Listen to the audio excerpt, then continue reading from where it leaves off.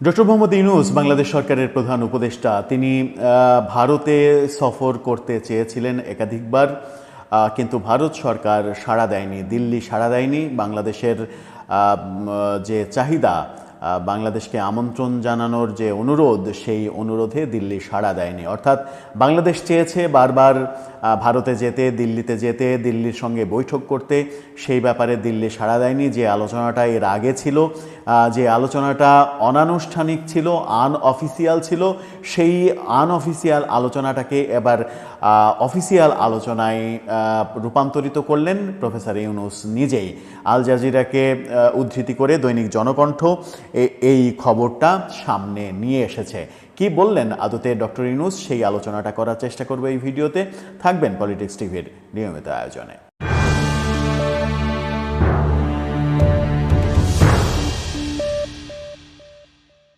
দর্শক, পলিটিক্স টিভির নিয়মিত ভিডিওগুলো এখন থেকে স্পন্সর করছে প্রজাপতি.টিভি, নতুন ওটিটি প্ল্যাটফর্ম। আপনারা চাইলে ইউটিউবে, ফেসবুকে, ইনস্টাগ্রামে, টিকটকে দেখে নিতে পারেন। ডেসক্রিপশন বক্সে লিঙ্ক দেওয়া থাকবে, সেখান থেকেও আপনারা দেখে নিতে পারেন প্রজাপতির কার্যক্রম। চলে যাচ্ছি মূল ভিডিওতে। বলছিলাম, দিল্লিতে যাওয়ার চেষ্টা করেছিলেন ডক্টর ইউনূস, কিন্তু দিল্লি সাড়া দেয়নি। অর্থাৎ, আমি তোমার বাড়িতে বেড়াতে যাব, আমি তোমাকে বলছি, কিন্তু তুমি বলছো না, আমার বাড়িতে বেড়াতে আসা আমি অ্যালাউ করব না। এই অসম্মানজনক ব্যাপারটা ডক্টর ইউনূস অকপটে স্বীকার করেছেন আল জাজিরার কাছে।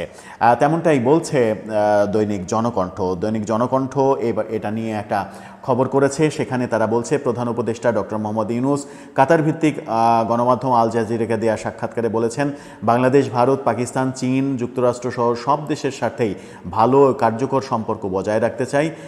বাংলাদেশ সবার সঙ্গে বন্ধুত্বপূর্ণ সম্পর্ক চাই, তা বজায় রাখার চেষ্টাও করতে চায়। এরপরে তিনি বলেছেন যে, সাক্ষাৎকারে তিনি মূলত যেটা বলেছেন সেটা হচ্ছে যে, দিল্লি সফরের আগ্রহ থাকলেও ভারত তাতে সাড়া দেয়নি। ভারতের প্রধানমন্ত্রী নরেন্দ্র মোদীর সহযোগিতায় সাবেক প্রধানমন্ত্রী শেখ হাসিনাকে দেশে ফিরিয়ে আনার উদ্যোগ নেওয়া হয়েছে। ডক্টর ইউনূস দাবি করেন, শেখ হাসিনা ভারতে আশ্রয় নিয়ে উস্কানিমূলক বক্তব্য দিয়ে বাংলাদেশকে অস্থিতিশীল করছেন। তিনি আরও বলেছেন, শেখ হাসিনার আমলে সংগঠিত গুম, খুন, জুলাই মাসের গণঅভ্যুত্থানে সংগঠিত হত্যাকাণ্ড সহ বিভিন্ন অপরাধের যথেষ্ট তথ্য প্রমাণ রয়েছে। এই প্রক্রিয়া শেষে আগামী মাসের শুরুতেই তার বিচার কার্যক্রম শুরু হবে। চীন সফর নিয়ে তিনি বলেছেন যে, তিনি চীন সফর আসলে করতে চাননি। তিনি বলেছেন যে, চীন সফরের আগে ভারতের প্রতি আগ্রহ জানালেও তাতে সাড়া মেলেনি, ভারত সাড়া দেয়নি, তাই তিনি চীন সফর করেছেন। তবে শুধুমাত্র চীন নয়, বাংলাদেশ ভারত, পাকিস্তান ও যুক্তরাষ্ট্রের সাথেও সম্পর্ক রাখতে চায় বলেও তিনি জানিয়েছেন।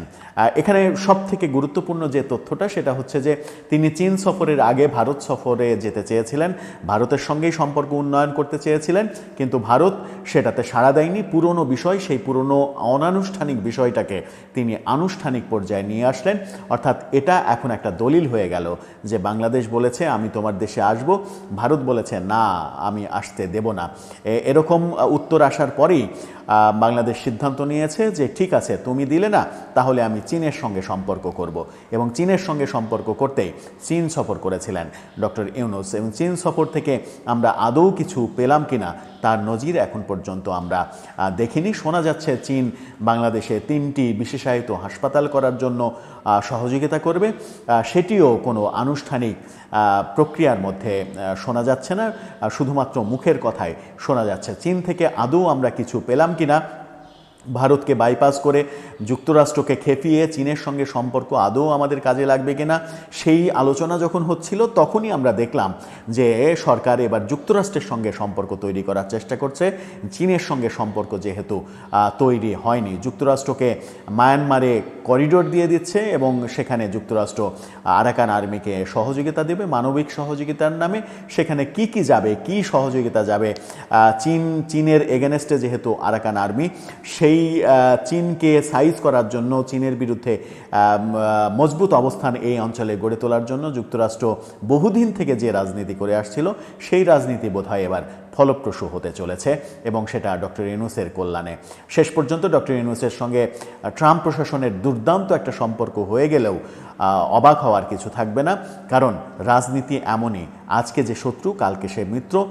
এটার শেষ কথা বলে কিছু নেই। দর্শক, আপনার মন্তব্য জানিয়ে লিখতে পারেন আমাদের কমেন্ট বক্সে।